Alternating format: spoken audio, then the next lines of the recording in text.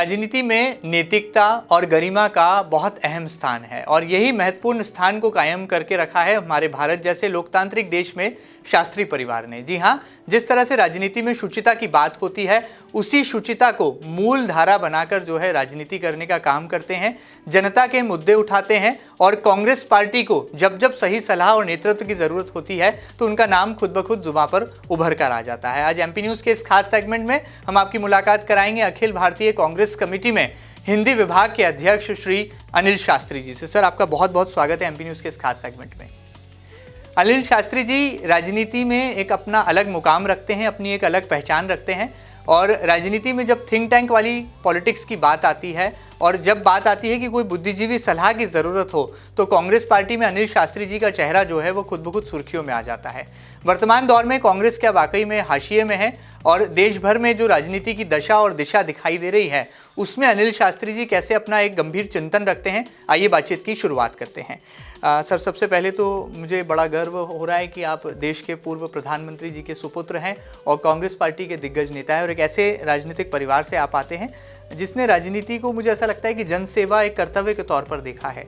किस तरह से आज के वर्तमान दौर की राजनीति पर आप चिंतन करते हैं, आप मनन करते हैं? देखिए, दो तीन बातें हैं। सबसे पहले तो मैं कहना चाहता हूं कि राजनीतिक मूल्यों में बड़ी तेज़ी से गिरावट आई है और ये वो मूल्य नहीं है जो लाल बहादुर शास्त्री जी या जवाहरलाल नेहरू या उसके पहले के जो राजनीतिक मूल्य थे वो नहीं है। और लेकिन मेरा ऐसा भी मानना है कि शायद हम मंथन के दौर से गुजर रहे हैं, क्योंकि किसी भी लोकतांत्रिक व्यवस्था में इस तरह की राजनीति, इस तरह के मूल्य काफ़ी दिन तक चल नहीं सकते। और जब मंथन के दौर से कोई भी लोकतांत्रिक व्यवस्था गुजरती है तो वो सिस्टम में, व्यवस्था में अपने आप उसको चेंज लाने का सिस्टम ही प्रयास करता है। तो जैसे एक उदाहरण के रूप में मैं कहना चाहता हूँ कि आज से 15 साल या 20 साल पहले अगर मुझसे कोई पूछता कि क्या कोई सांसद या पूर्व मुख्यमंत्री या पूर्व प्रधानमंत्री जेल जा सकता है, तो मैं कहता हूँ कभी भी नहीं। लेकिन आज हम देख रहे हैं कि पूर्व मुख्यमंत्री, एक नहीं दो पूर्व मंत्री, वो उनको जेल की हवा खानी पड़ी और सांसद और मंत्री भी जेल गए हुए हैं। तो ये हमारी जो लोकतंत्र की जो नींव मजबूती के साथ पहले रखी गई, कांग्रेस का जब शासन रहा देश की आज़ादी के बाद, चाहे वो जवाहरलाल नेहरू हो, चाहे लाल बहादुर शास्त्री जी हों, इंदिरा जी हों, तो आज उसी नींव पर हमारा लोकतंत्र खड़ा हुआ है और इसलिए उसको हिलाना थोड़ा सा मुश्किल है। लेकिन क्योंकि मैंने जैसे कहा राजनीतिक मूल्य में गिरावट आई है, ये शायद कुछ ही समय की, मैं ये नहीं कह सकता 2 साल, 4 साल, 5 साल, 10 साल, ये व्यवस्था ठीक हो सकती है, ऐसी बात नहीं है। कहा जा सकता है कि लोकतंत्र की यही खूबसूरती है कि जनता ही जनार्दन है और जनता जब निर्णायक भूमिका में आ जाती है तो लोकतंत्र क्या है, सही मायनों में उसकी परिभाषा को जो है जनता खुद ब खुद परिभाषित कर देती है। आगे बढ़ते हैं अनिल शास्त्री जी। सबसे पहला सवाल जो मुझे लगता है जनता के भी जहन में है और हम जैसे चौथे स्तंभ के सशक्त प्रहरियों के भी जहन में है, कांग्रेस पार्टी में नेतृत्व का अभाव हम लंबे समय से देख रहे हैं। राहुल गांधी जी को हमने अध्यक्ष के तौर पर भी देखा और अब सोनिया गांधी जी को फिर दोबारा हम अध्यक्ष के तौर पर देख रहे हैं। लेकिन देश में लगता है कि जब एक तरफा सत्ता पक्ष जो हावी होता है या सत्तारूढ़ दल जो है वो पूरी तरह से चारों खाने चित कर देता है विपक्ष को, तो एक मजबूत विपक्ष का होना भी एक लोकतांत्रिक देश के लिए बहुत अहम हो जाता है, महत्वपूर्ण हो जाता है। विपक्षी दल के नेता होने के नाते, इतना तजुर्बा, इतना लंबा अनुभव राजनीति में होने के नाते जनता भी पूछती है कि कांग्रेस क्या राहुल गांधी के हाथों में ही रहना चाहिए या उनकी बहन प्रियंका गांधी जी के पास इसकी कमान आ जाना चाहिए? आप क्या मानते हैं? देखिए, ऐसा है कि इस समय तो श्रीमती सोनिया गांधी जो हैं वो कांग्रेस पार्टी के अध्यक्ष हैं और अभी हाल ही में कांग्रेस वर्किंग कमेटी ने ये फैसला किया कि अगले साल जून के महीने में नए अध्यक्ष का चयन होगा या चुनाव होगा। और राहुल गांधी से भी अनुरोध किया गया वर्किंग कमेटी में, उन्होंने कहा कि मैं इस बारे में सोचूंगा। मेरा ऐसा मानना है कि राहुल गांधी जी अगर अध्यक्ष बनना चाहते हैं तो कोई उनको रोक तो सकता नहीं। तो अब उसमें सोचने की कोई ऐसी बात मुझे समझ नहीं आती है।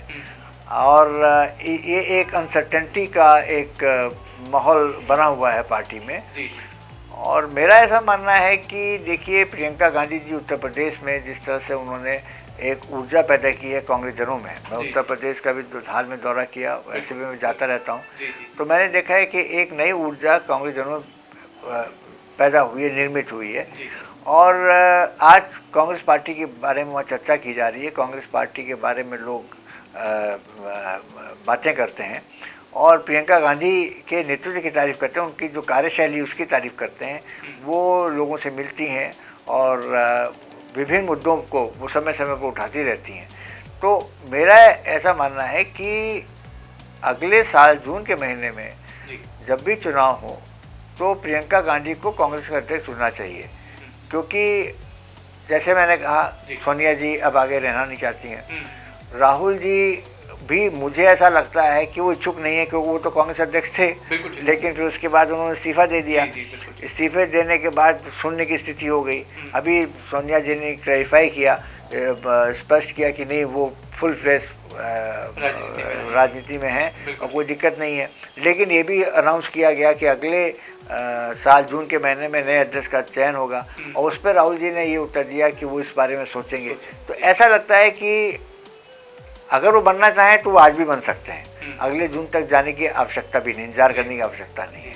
तो ऐसी परिस्थिति में एक अनसर्टेनिटी के सिचुएशन से निकलने के लिए प्रियंका गांधी जी का नाम आगे बढ़ाना चाहिए, उनको अध्यक्ष पद देना चाहिए और कांग्रेस की बागडोर उनको उनके हाथों में देनी चाहिए। मुझे पूरा विश्वास है कि प्रियंका गांधी के नेतृत्व संभालने के बाद कांग्रेस पार्टी में एक नई जान आएगी और कांग्रेस पार्टी एक उनके नेतृत्व में 2024 में बीजेपी को एक बड़ा मजबूत एक लड़ाई करने की पोजीशन में रहेगी। चलिए, बड़ी बात है। राजनीति में कहा जाता है कि कयास और प्रयास, इन दोनों के बीच में ही जो है राजनीतिक समीकरण बनते और बिगड़ते हैं, और शायद अनिल शास्त्री जी भी यही कुछ कहना चाह रहे हैं कि वर्तमान दौर की ये मांग है या कांग्रेस पार्टी के लिए बहुत ज़रूरत वाला विषय है, अहम विषय है कि प्रियंका जी को यदि सामने लाया जाता है तो विपक्ष की भूमिका को और सशक्त ढंग से और मजबूत ढंग से जो है उठाया जा सकता है।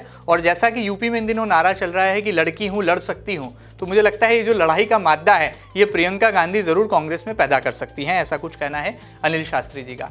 सर, आपने बहुत पुराने ज़माने की कांग्रेस को भी देखा है, वर्तमान दौर की कांग्रेस को भी आप देख रहे हैं, आपको लगता है कि प्रियंका जी में कांग्रेस ही कहते हैं कि स्वर्गीय इंदिरा गांधी जी का अक्स है, क्या आपने भी ऐसा कुछ महसूस किया है? हाँ, मतलब थोड़ी शक्ल वगैरह मिलती है, उनकी कार्यशैली और उनका बात करने का तरीका वगैरह, और जिस तरह से जनता से मिलती हैं, कार्यकर्ताओं से मिलती हैं, थोड़ा नज़र आता है। लेकिन जब इंदिरा जी थी तो मैं उसमें राजनीति में नहीं था, राजनीति में आया राजीव गांधी जी के आने के बाद। लेकिन हाँ, काफ़ी सिमिलैरिटी है और इसलिए वो भी एक बहुत बड़ा एडवांटेज है कि लोग कहते हैं कि भाई इंदिरा जी जैसी हैं, कार्यकर्ता कहते हैं, तो इसका एक एडवांटेज तो मिलता ही है, फ़ायदा होता है। प्रधानमंत्री नरेंद्र मोदी के चेहरे के सामने आपको लगता है प्रियंका जी का जो मुकाबला होगा वो बहुत रोचक होगा और टक्कर होगी? होगा। देखिए, नरेंद्र मोदी जी जो हैं वो अब 73 साल के हो गए हैं और प्रियंका गांधी अभी 50 की भी नहीं है। तो 2024 के लिए नरेंद्र मोदी का अगर कोई मुकाबला कर सकता है तो वो प्रियंका गांधी हैं, और उनमें वो क्षमता है और उनमें वो समझ है, उनमें वो सूझबूझ है। ये बहुत बड़ी बात है। राजनीति में दूरदृष्टि और पक्का इरादा होना जरूरी है, और मुझे लगता है कि कांग्रेस में बुद्धिजीवी वर्ग का नेतृत्व भी करते हैं, हिंदी विभाग के अध्यक्ष भी हैं और बहुत गहराई से राजनीति को समझते हैं, जनता की नब्ज को जानते हैं। इसीलिए अनिल शास्त्री जी ने ये चैलेंज कर दिया है कि प्रधानमंत्री मोदी जी के सामने प्रियंका गांधी का ही एकमात्र ऐसा चेहरा है जो कि मुकाबला बहुत दिलचस्प और बहुत रोचक बना सकता है।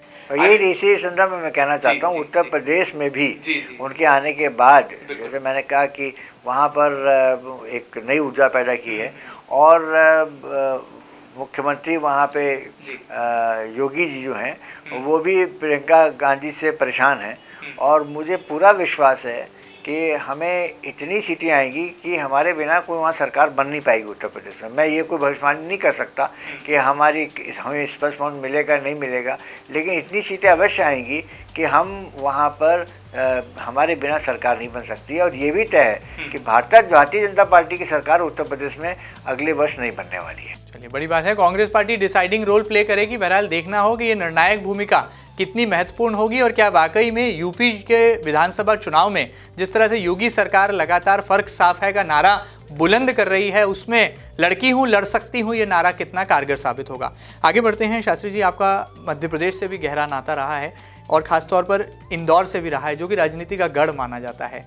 मध्य प्रदेश में हाथ आई सत्ता जब चली जाती है, कमलनाथ जी जैसे मैनेजमेंट के गुरु और महारथी माने जाने वाले पॉलिटिशियन जब सीएम होते हैं, विधायक चले जाते हैं, सरकार चली जाती है, आपकी पार्टी के पूर्व नेता और अब तो बीजेपी से केंद्रीय मंत्री ज्योतिरादित्य सिंधिया जैसा एक अहम चेहरा कांग्रेस खो देती है, कहीं दर्द होता है, कहीं पीड़ा होती है, या कहीं लगता है कि डैमेज कंट्रोल में कहीं पीछे रह गई कांग्रेस? देखिए, ऐसा है कि जो ज्योतिरादित्य सिंधिया जी ने किया बड़ा गलत किया, क्योंकि उनके पिता माधवराव सिंधिया हमेशा कांग्रेस में रहे और ज्योतिरादित्य सिंधिया जी को भी कांग्रेस पार्टी ने सब कुछ दिया। वो सांसद रहे, मंत्री रहे, और जब उन्होंने कांग्रेस पार्टी छोड़ी तो उस समय वो महासचिव थे और उत्तर प्रदेश जैसे एक बहुत ही महत्वपूर्ण प्रदेश का उनको प्रभारी भी बनाया गया था, पश्चिमी उत्तर प्रदेश का, प्रियंका गांधी के साथ। प्रियंका गांधी जी को बनाया था पूर्वी उत्तर प्रदेश का, इनको पश्चिमी उत्तर प्रदेश का बनाया गया था, तो उनको प्रियंका गांधी के बराबर लाके खड़ा कर दिया गया था। लेकिन उसके बावजूद वो छोड़ के केवल गए कि उनको राज्यसभा की सदस्यता चाहिए थी, और राज्यसभा की सदस्यता जो है उनको भारतीय जनता पार्टी ने दिया। वो कुछ विधायकों को लेके चले गए, और जो ऐसे विधायक जो हमेशा से कांग्रेस पार्टी में रहे, सब कुछ कांग्रेस पार्टी ने दिया, उनको मंत्री पद दिया, उनको विधायक बनाया, उनको छोड़ के चले गए। मेरा ऐसा मानना है कि सिंधिया जी ने ये गलत बात की है, और इसका खेद इसका ज़रूर उनको अपने राजनीतिक करियर में होगा, जीवन में होगा, और हो सकता है अभी ही उनको एहसास हो रहा हो, क्योंकि मंत्री बन जाना अपने आप में पर्याप्त नहीं है। वो सम्मान, वो इज्जत भी पार्टी में, जो इज्जत सम्मान उनको कांग्रेस पार्टी में मिली और मिलती, अगर वो ना जाते, वो भारतीय जनता पार्टी में उनको ना तो मिली है और ना आगे मिलेगी। मैंने देखा जब यहाँ पे जेवर एयरपोर्ट का जो उद्घाटन हो रहा था और वो प्रधानमंत्री नरेंद्र मोदी जी के पीछे चल रहे थे और उत्तर प्रदेश के मुख्यमंत्री प्रधानमंत्री के बगल में थे, मतलब प्रधानमंत्री के साथ चल रहे थे योगी जी, सिंधिया जी, जबकि वो सिविल एविएशन मिनिस्टर हैं और कैबिनेट मिनिस्टर हैं, लेकिन वो पीछे चल रहे थे। कांग्रेस पार्टी में ऐसी बात कभी ना सोची भी नहीं जा सकती थी। वो प्रधानमंत्री के साथ अगर चलेगा तो वो सिविल एविएशन मिनिस्टर उनके साथ चलेगा। तो ये सब चीज़ें हैं, मैं समझता हूँ उनको ये खटकता ज़रूर होगा, लेकिन अब ठीक है, अब वो उनकी अपनी राजनीति है, और ये बड़ा दुर्भाग्यपूर्ण रहा कि हमारी सरकार गिरी। और किसी से भी पूछा जाए तो यही कहा जाता है कि ये लोकतंत्र की, देश की आज़ादी के बाद सबसे बड़ी हत्या हुई, और एक ऐसे व्यक्ति द्वारा हुई जो व्यक्ति हमेशा से कांग्रेस के साथ रहा और कांग्रेस ने सब कुछ उसको दिया। बिल्कुल ठीक बात है। आपका कहना है कि सिंधिया जी ने गलत किया, लेकिन आपको लगता है कि कहीं कमलनाथ जी का भी फेलियर रहा कि इतना बड़ा पॉलिटिकल ट्रांजिशन हो रहा था, इतनी बड़ी स्क्रिप्ट लिखी जा रही थी, सत्ता परिवर्तन की कहानी गढ़ रही थी भाजपा, और कांग्रेस को कानों कान खबर नहीं लगी? देखिए, ऐसा है कि ताली दोनों हाथ से बजती है, एक हाथ से बजती नहीं है। ज़रूर हम में भी कुछ कमी रही होगी, और मेरा ऐसा मानना है कि कमलनाथ जी को भ्रम में रखा गया। अब किसने रखा मैं ये नहीं कह सकता, लेकिन कांग्रेस पार्टी उनको जो है भ्रम में रखा गया। शायद उनको ये अंदाज़ा था कि सिंधिया जी अगर जाएंगे पार्टी छोड़कर तो 22 विधायक नहीं जाएंगे, कुछ जाएंगे और सरकार उनकी सुरक्षित रहेगी।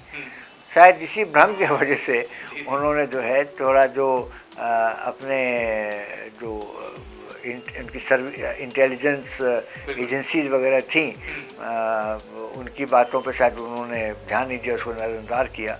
कुछ लोगों ने उनसे ज़रूर कहा था कि थोड़ा खतरा है, लाइक शायद बातों को उन्होंने नज़रअंदाज किया, और इसका उनको अफसोस भी है।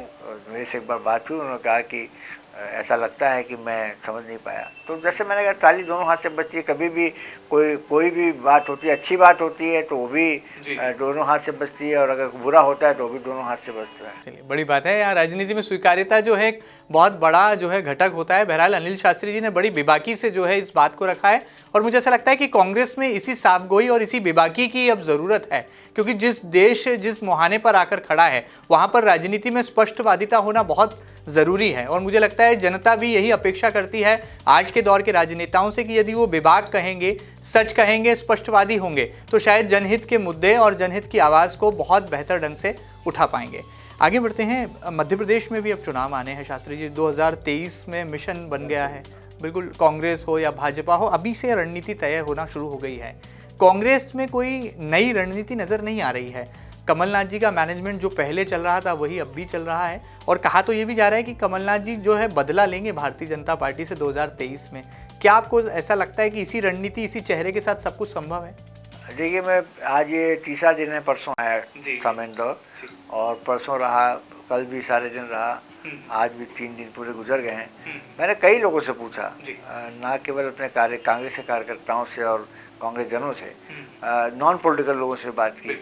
मैंने ये पूछा कि आज अगर चुनाव हो जाए तो क्या लगता है, तो उन्होंने यही कहा, सभी ने 100% ने ये कहा कि कांग्रेस पार्टी प्रचंड बहुमत से जीतेगी। तो ये फीडबैक आ रहा है। कुछ पत्रकारों से मेरी बात हुई, उन्होंने कहा आज चुनाव हो जाए तो कांग्रेस पार्टी का बहुमत आएगा। तो अभी तो ऐसा लग रहा है जिस तरह से जो खामियां, जो गलत बातें हो रही हैं भारतीय जनता पार्टी सरकार द्वारा, शिवराज सिंह चौहान द्वारा, वो अब पार्टी बर्दाश्त नहीं कर, पब्लिक बर्दाश्त नहीं कर पा रही है, और वो चेंज चाहती है। वो तो चेंज ले आई थी, कांग्रेस पार्टी को ले आई थी, लेकिन कांग्रेस पार्टी, वो तो सरकार गिर गई, तो एक बार फिर से वो चाहती है कि कांग्रेस का शासन यहाँ पे आए, और कांग्रेस का शासन वो 5 वर्ष के लिए देखना चाहती है। मतलब कमलनाथ जी ही आपको लगता है चेहरा होंगे मिशन 2023 में भी, आप मानते हैं? कमलनाथ जी होंगे या कोई और होगा, ये फैसला तो सोनिया जी करेंगी, राहुल जी या प्रियंका जी करेंगी, मैं इस पर नहीं कह पाऊँगा। अभी तो कमलनाथ जी कांग्रेस के अध्यक्ष हैं और साथ में CLP लीडर भी हैं, तो इसलिए अभी तो वही नेता हैं हम कांग्रेस पार्टी के, मेरे भी नेता हैं, क्योंकि मेरा संबंध मध्य प्रदेश से भी है, मध्य प्रदेश कांग्रेस से भी है। मैं इसको हमेशा अपना दूसरा घर मानता हूँ, अपना माय सेकंड होम। इंदौर में तो कभी मुझे ऐसा लगता नहीं कि मैं यहाँ नेता के रूप में आऊँ या कि बाहरी, मैं तो यहाँ पे रहा हूँ, तो इसलिए कोई देखिए यहाँ चुनाव भी लड़ चुका हूँ मैं, यहाँ मेरी संस्थान चलते हैं सारे, आना जाना लगा रहता है। तो इसलिए आज की तारीख में तो मैं यही कहूँगा कि वो अभी कांग्रेस पार्टी के नेता हैं, हम सबके नेता हैं, और मुझे पूरा विश्वास है कि आगे भी वो नेतृत्व करेंगे और कांग्रेस पार्टी को एक बार फिर से यहाँ पे सत्ता में वापस लाएंगे। चलिए, बड़ी बात है। क्या कमलनाथ ही लगाएंगे कांग्रेस का बेड़ा पार मध्य प्रदेश में, ये तो हमें आने वाला कल बताएगा। लेकिन इतना ज़रूर है कि राजनीति जो है, मुझे लगता है क्रिकेट के गेम की तरह है, कब अंतिम ओवरों में जो है खिलाड़ी बदल दिया जाए, बल्लेबाज कौन सी बॉल पर कौन सा रन चुरा ले, ये कह पाना बहुत मुश्किल है। तो राजनीति में भी ये तय कर पाना बड़ा मुश्किल है कि कौन सा चेहरा कब तक स्थायी रूप से टिक पाता है। बहरहाल आगे बढ़ते हैं। शास्त्री जी, एक सवाल मेरे जहन में है। राहुल गांधी जी को हमने गंभीर नेता के तौर पर भी देखा है। हाल ही में जयपुर में जब एक बड़ा विराट महंगाई के खिलाफ हल्ला बोल प्रदर्शन हुआ, सम्मेलन हुआ कांग्रेस पार्टी का, वहाँ मंच से हिंदू और हिंदुत्ववादी, ये 2 शब्दों के बीच में राहुल गांधी कुछ परिभाषित करना चाह रहे थे, लेकिन उसे जो है भारतीय जनता पार्टी ने एक कहा जाए एक सटायर के तौर पर, एक कॉमिक स्टेटमेंट के तौर पर लिया। आप व्यक्तिगत तौर पर क्या मानते हैं, राहुल जी की मंशा क्या रही होगी उस वक्त इस भाषण में? जो कहा बिल्कुल गलत नहीं कहा, बिल्कुल ठीक कहा उन्होंने, कि वो क्योंकि इतना भ्रमित कर दिया है भारतीय जनता पार्टी ने और राष्ट्र सेवक संघ ने, और जितने भी इनके जो आउटफिट्स हैं उन्होंने इतना ज़्यादा कर दिया है कि आवश्यक है कि जनता के बीच में जाके ये समझाने का मतलब होना चाहिए कि ये हिंदुत्व की बात करते हैं, और लोग समझते हैं कि जो हिंदुत्व की बात कर रहे हैं तो कांग्रेस पार्टी के हिंदुत्व के खिलाफ बात करती है, तो उसका मतलब हिंदू धर्म के खिलाफ बात करिए, हिंदुज़म के खिलाफ बात करिए, वो बात नहीं है। देखिए, हिंदू धर्म बिल्कुल अलग चीज़ है, वो एक धर्म है। हिंदुज़म इज़ ए रिलीजन, जबकि हिंदुत्व जो है वो एक आइडियोलॉजी है। वो आइडियोलॉजी जो है वो वीर सावरकर और इन लोगों ने जो दिया था RSS की, उनकी आइडियोलॉजी, उनका ये मानना है हिंदुत्व की आइडियोलॉजी के मुताबिक जो है, जो भी भारत में रह रहा है, जो हिंदुस्तान में रह रहा है, वो सब हिंदू हैं, चाहे वो मुसलमान हो, चाहे सिख हो, चाहे ईसाई हो। हिंदुस्तान में जो रह रहा है वो सब हिंदू है, मतलब जैसे इंडियन है और भारतीय है, तो वो कहते हैं कि भारतीय हैं, इंडियन है, तो वो हिंदू हैं। तो ये चीज़ जो है ये तो कोई मानने को तैयार नहीं, तो गलत है। वही राहुल जी ने वहाँ समझाने का प्रयास किया और मैं समझता हूँ आगे भी ये समझाने का प्रयास करना चाहिए।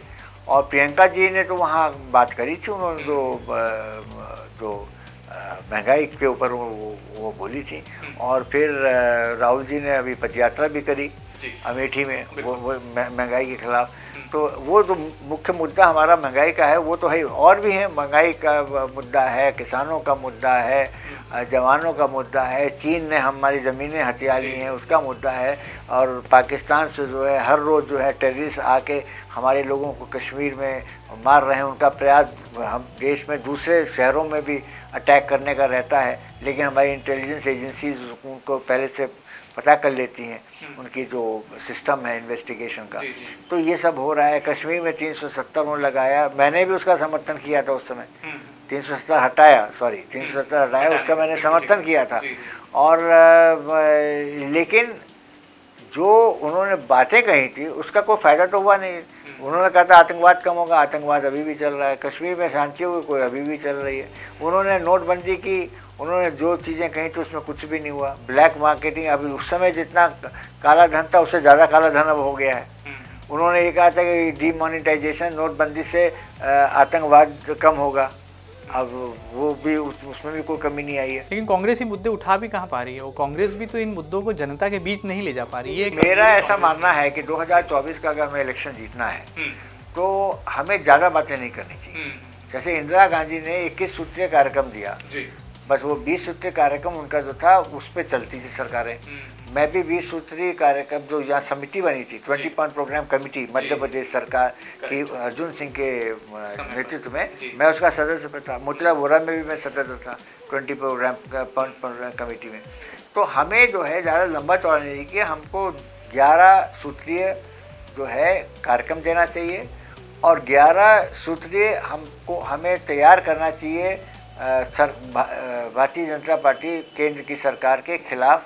अपने हमारी लड़ाई किस पे है, जैसे नोटबंदी शुरू करना चाहिए, नोटबंदी से, भ्रष्टाचार से, और जिस तरह से चीन ने हमला किया, जिस तरह पाकिस्तान जो हरकतें कर रहा है हम कुछ कर नहीं पा रहे हैं और कोई स्पष्टीकरण नहीं है। तो ये जो इस तरह का बना लें, महंगाई है, बेरोजगारी है, कि ये 8-10 पॉइंट करें भाई हमारी, ये तो लोगों को समझ भी आएगा। अब बिल्कुल ठीक बात है, प्रेजेंटेशन पॉलिटिकली ठीक नहीं हो पा रहा है, करेंगे तो होगा नहीं। इंदिरा गांधी ने एक नारा दिया, गरीबी हटाओ, बिल्कुल ठीक बात है, गरीबी हटाओ, एक नारा उन्होंने दिया। और लाल बहादुर शास्त्री ने जय जवान जय किसान का नारा दिया। जो बात कही जाती है, जो लीडर होता है वो बात जो कहता है वो 2-4 शब्दों में उसकी बात आ जानी चाहिए। और यहाँ तक कि अब विपक्ष की बात करें तो जयप्रकाश नारायण ने अगर इमरजेंसी में उन्होंने बात उठाई तो इमरजेंसी, ये उन्होंने कहा भाई इमरजेंसी हटाना है, तो एक पॉइंट को, एक मैं नहीं करूँगा तो 8-10 पॉइंट ले लें। लेकिन यहाँ जो हमारे प्रवक्ता हैं वो कभी इतनी बातें करते हैं, छोटी छोटी बात उठा लेते हैं और लोग उससे कंफ्यूज हो जाते हैं।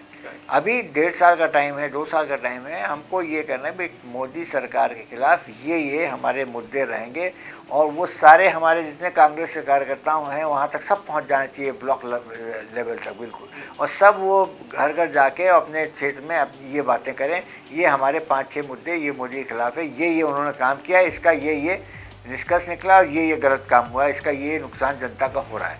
और साथ ही साथ हमें ये कहना चाहिए कि हम क्या करने वाले हैं, क्योंकि ये बात सामने नहीं आती है कि भाई ठीक है आप महंगाई की हम बात कर रहे हैं जी, लेकिन हम जब सरकार 2024 बनाएंगे तो हम क्या करेंगे, हाँ कैसे इस पर काबू करेंगे, क्या करेंगे। और भी कई चीज़ें हैं हमारी, क्या मतलब अगले 5 वर्ष 2024 से 2029 तक हमारा क्या प्लान रहेगा, हमारा एक मैनिफेस्टो है वो अनौपचारिक तरीके से वो अभी ही उसका उसको डिक्लेयर करना चाहिए। चलिए, बड़ी बात है, कांग्रेस पार्टी को एक विजन और एक मिशन की ज़रूरत है और शायद उसी के आधार पर वो न केवल एक विपक्ष की भूमिका को सशक्त ढंग से अपनी अदा कर पाएगी, बल्कि आने वाले मिशन 2024 की अगर हम बात करें तो उसमें यही विज़न और यही मिशन जो है काम आने वाला है। आगे बढ़ते हैं शास्त्री जी, हाल ही में हमने देखा कि जो कृषि कानून है उसे लेकर बैकस्टेप होना पड़ा देश की सरकार को। आप क्या मानते हैं, क्या वाकई में किसानों की एक बड़ी जीत हुई है? और जिस तरह से प्रधानमंत्री नरेंद्र मोदी और मोदी सरकार ने पूरी तरह से इस मसौदे को तैयार किया था, इसमें नफ़ा नुकसान किसानों का ही हो रहा था, आप मानते हैं? हाँ, हो रहा था, वो सभी ने विरोध किया, मैंने विरोध किया। और लेकिन एक बात है कि ये अगर कानून वापस लिया गया तो ये किसानों ने तो खैर 1 साल से ऊपर वहाँ पे जो है प्रोटेस्ट किया, लेकिन जो मुख्य कारण जो मुझे लगता है वो है यूपी का चुनाव और दूसरे प्रदेश में खास तौर से यूपी का चुनाव। ये बताया गया नरेंद्र मोदी जी को कि अगर कानून आपने वापस नहीं लिया तो 140 सीटों पर, 400 सीटें, 401 या 2 सीटें हैं उत्तर प्रदेश में, 140 सीटों पर इसका विपरीत असर पड़ने वाला है। और इसको मद्देनजर रखते हुए नरेंद्र मोदी ने अचानक जो है ये अनाउंस किया कि हम ये कानून वापस ले रहे हैं। और मुझे नहीं लगता कि नरेंद्र मोदी के मन में कोई अचानक किसानों के प्रति जो है प्यार पैदा हो गया, ऐसी बात नहीं है, या इज्जत पैदा हो गई। उनको जब ये लगा कि 140 इनके जो एजेंसीज हैं और जो मुख्यमंत्री योगी हैं, इन लोगों ने ये फीडबैक दिया कि आपको 140 सीटों पे जो है इसका उल्टा असर पड़ने वाला है, तो उन्होंने उसको वापस ले लिया। इसका कोई क्रेडिट कांग्रेस नहीं ले पाई इस बड़े प्रोटेस्ट का, जबकि इसमें शुरुआती दौर में कांग्रेस ने पूरी तरह से समर्थन दिया, क्योंकि राकेश टिकैत इसमें पूरे देश में नेता बनकर उभरे, किसानों के नायक बन गए। वो तो कांग्रेस कहीं नजर नहीं आई। नहीं, कांग्रेस ऐसी बात नहीं है, लोग बात करते हैं कांग्रेस का विरोध रहा। कांग्रेस ने, राहुल गांधी ने तो A to Z जिसको कहना चाहिए, शुरू से आखिर तक किसानों के लिए लड़ाई ली, कांग्रेस पार्टी ने लड़ाई ली। हम लोगों ने काफ़ी जो है वो प्रदर्शन किए, पद यात्राएँ की, सब कुछ किया और इसका कांग्रेस पार्टी को लोग क्रेडिट दे रहे हैं, ऐसी बात नहीं है। चलिए, बड़ी बात है। बहरहाल कांग्रेस को कितना क्रेडिट मिल रहा है ये तो आने वाले विधानसभा चुनाव के नतीजे साफ कर देंगे, लेकिन यहाँ पर हमारे साथ बेबाक बातचीत कर रहे हैं कांग्रेस पार्टी के दिग्गज नेता श्री अनिल शास्त्री जी।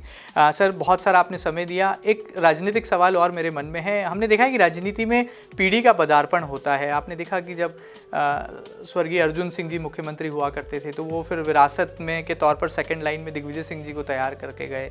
दिग्विजय सिंह जी के बाद जो है लगातार सत्ता में नहीं आ पाई कांग्रेस, फिर अब कमलनाथ जी आए। एक पीढ़ी का जो है नेतृत्व का परिवर्तन, पीढ़ी का परिवर्तन बहुत आवश्यक होता है राजनीति में, और भारतीय जनता पार्टी इसको भलीभांति जानती समझती है, शायद इसीलिए वक्त वक्त पर चेहरे बदलती रहती है। आप क्या मानते हैं, क्या कांग्रेस में भी अब वो वक्त आ गया है कि नई पीढ़ी को हमें आगे लाना होगा, कई पुराने चेहरों को हमें मार्गदर्शक मंडल में ले जाना होगा? हो रहा है। देखिए, अभी इस समय आप देखें तो नई पीढ़ी, जो युवा पीढ़ी है या नई पीढ़ी है, वही इस समय कांग्रेस पार्टी का नेतृत्व कर रही है। और ठीक है, ऊपर सोनिया जी हैं, राहुल जी हैं, प्रियंका जी हैं उत्तर प्रदेश में, लेकिन आप देखें हमारे जो महासचिव हैं या विभिन्न प्रदेशों के प्रभारी हैं, वो सारे नई पीढ़ी के हैं, पुरानी पीढ़ी के लोग बहुत कम हैं।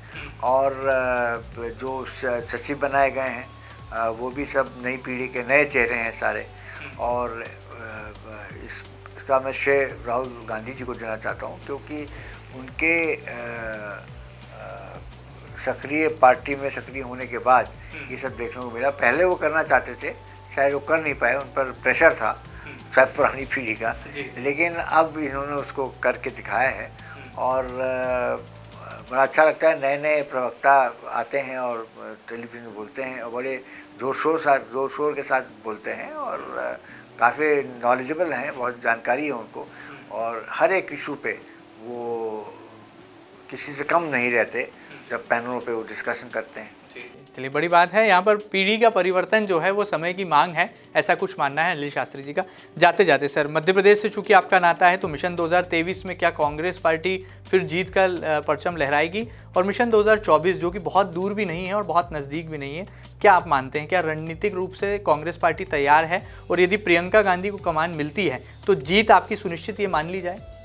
देखिए, ऐसा है कि मध्य प्रदेश में जैसे मैंने कहा कि कांग्रेस पार्टी की सरकार बनना 2023 में तय लगती है।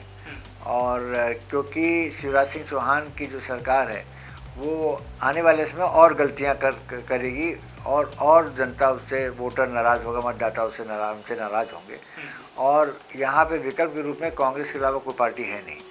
और कमलनाथ जी कांग्रेस के अध्यक्ष हैं और दूसरे अन्य नेता जो हैं उनके जो जूनियर हैं वो भी सब जुझारू नेता हैं और सब अपने बड़ी जिम्मेदारी के साथ अपना कार्य कर रहे हैं। तो मुझे पूरा विश्वास है कि कांग्रेस पार्टी सत्ता में आएगी। 2024 में हमारी जितनी भी लोकसभा की यहाँ सीटें हैं 28 सीटें हैं, 28 सीटों में से मेजॉरिटी जो है कांग्रेस पार्टी की रहेगी, क्योंकि मतदाता चेंज चाहते हैं।